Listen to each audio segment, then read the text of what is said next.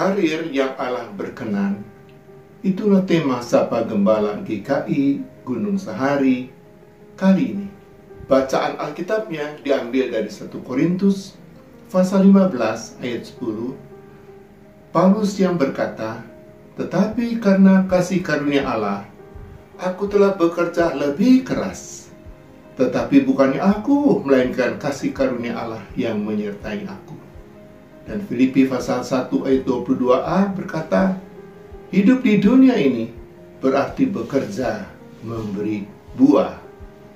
Saudara-saudaraku, bila karir itu boleh kita samakan dengan kerja dalam bidang atau bidang-bidang tertentu, maka kasih atau kerja itu sangat terkait erat dengan hidup kita manusia.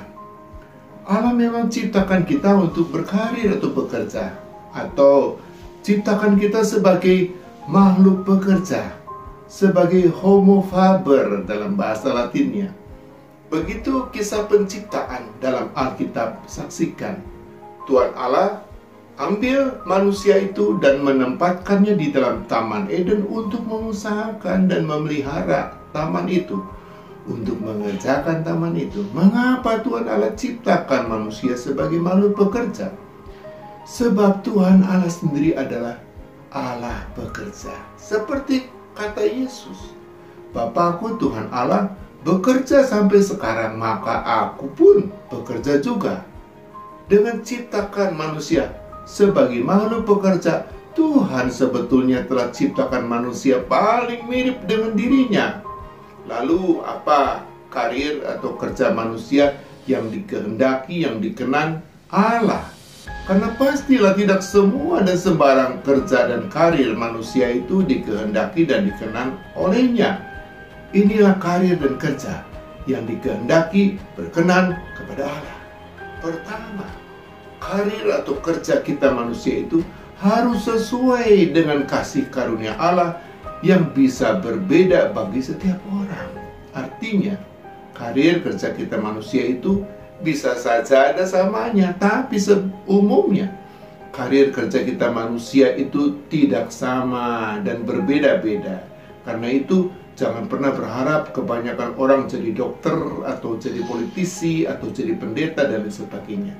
Tetapi berharaplah ada banyak dan berbagai karir kerja yang berbeda dari banyak orang yang kasih karunia-Nya juga berbeda-beda. Karena jumlah kasih karunia Allah kepada setiap orang juga bisa berbeda. Ada yang relatif sedikit jumlahnya, ada yang relatif banyak jumlahnya. Maka ada orang-orang tertentu yang bisa berkarir bekerja dalam beberapa bidang pekerjaan sekaligus. Bukan hanya dalam satu bidang pekerjaan saja. Tetapi berapapun jumlah kasih karunia itu, yang Allah kehendaki adalah kesetiaan setiap orang untuk mengerjakan secara optimal kasih karunia yang ada padanya.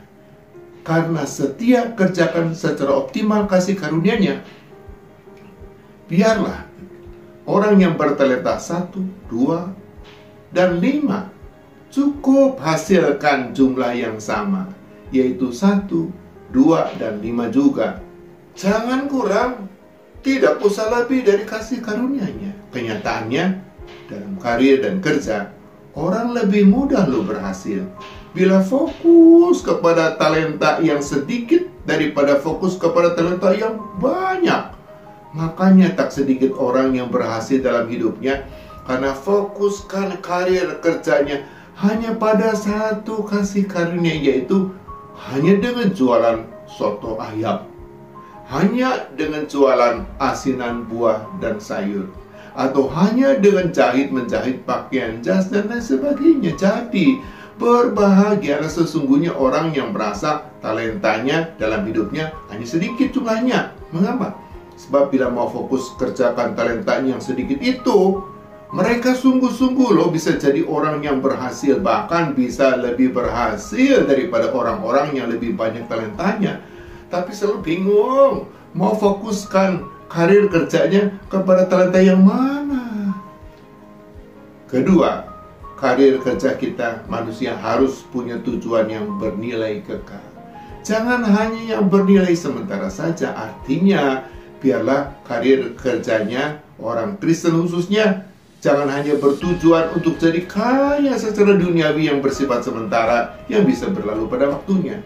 Seperti diantaranya jadi orang kaya pemilik barang-barang mewah, jadi orang terkenal atau selebriti, jadi direktur atau presiden direktur, jadi tokoh ilmu pengetahuan, dan lain sebagainya.